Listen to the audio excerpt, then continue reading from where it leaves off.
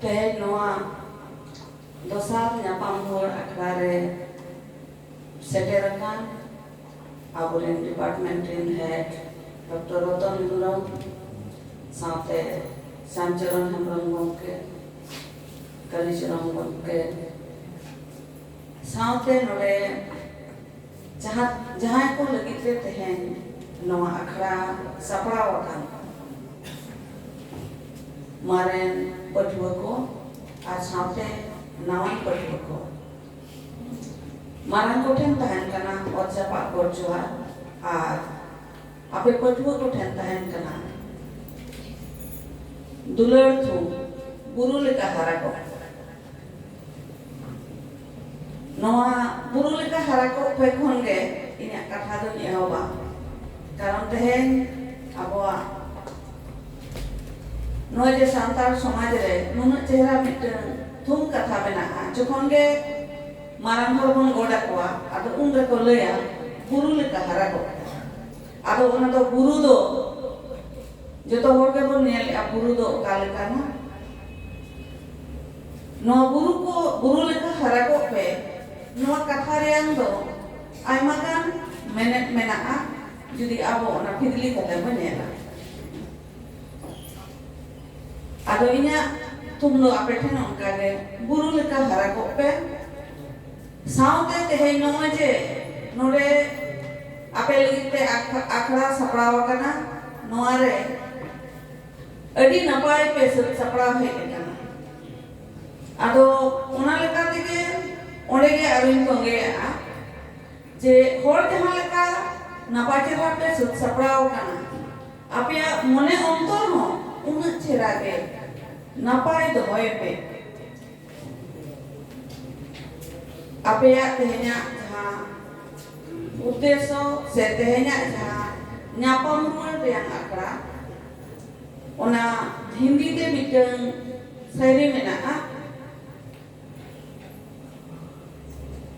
मेहंदी का रंग आता है सूख जाने के बाद दोस्ती की याद आती है बिछड़ जाने के बाद आदो तेहे नो जे आपे दोहरा ते nyapam ruar kana नोआ दो तेहेन नोडे nyapam ruar दो बान डिपार्टमेंट दो दिनम गे आपे दूदेला होके कना आपे या जोतो लेकर कमीरे सावरे मेनाया सावते आपे जहां नोडे खोन शिक्षा जहां पे अर्जन कातो ओना आपे या आगाम रे ओका लेकान लक्ति रे पे लगावेया ओका ठेन गानोक कान बांग गानोक कान सानाम लेकाना लक्ति लगिते डिपार्टमेंट पे हिजुआ आर आपेया कुकली रियान तेला पे ᱧᱟᱢ इदिया इन्या तो जस्ती मेन रेया तो तेहेnya तो बनुआ बुझे कि आपे तेहे मिटन एटा प्रोग्राम रे मिनिन तुलुई रे हो आपेया नोआ तो मेन गानोआ दुलर रे टांग तेगिन सेजे कना बखा तेहेन इन दो बांग हेज रेया कथा कारण इन्या नोबे 2 बजे खन ऑलरेडी मिटे प्रोग्राम रे मेनेnya आरो दोड़ा आरो मिटन सेशन मेना निया के मेन जे तेहेnya नोआ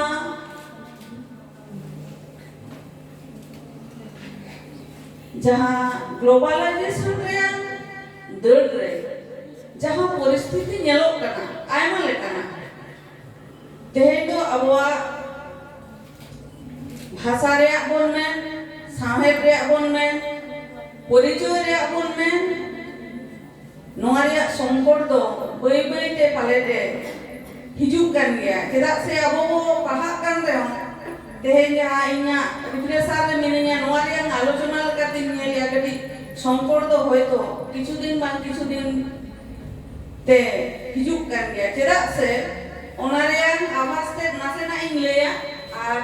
इन्या कथाइन तोपागा ओना दो नंका ते जहां इन्या मेति नेलिया ओना के खाटो मछाते ले लिया इन चेष्टाएगा अबो बन सभ्य कना अबो बन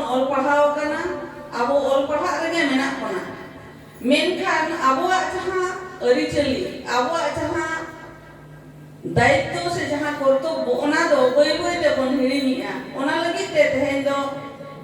माने संयुक्त परिवार खन एकल परिवार रे बन बदलक कना आर ओना एकल परिवार रे हेज कते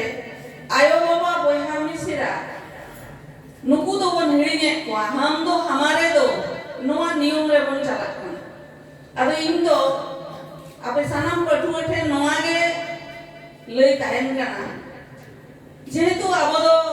अदीन सावता रे अबो कथाया सावते सावहेद बन पढ़ा कना माने सावते सावहेद बन चर्चाया ओनाते साव साव बन ताहेना अबो नोआ उइहर ताहेन मा सावते हुडिंग मारा मानाव बताओ नोआ नापायते दोहो रे आपे रिकया विशेष कते किछु गान जायगा रे इना नजर हेज कना हुडिंग मारन मानाव बताओ एकाल के चाबा उतर कना अदो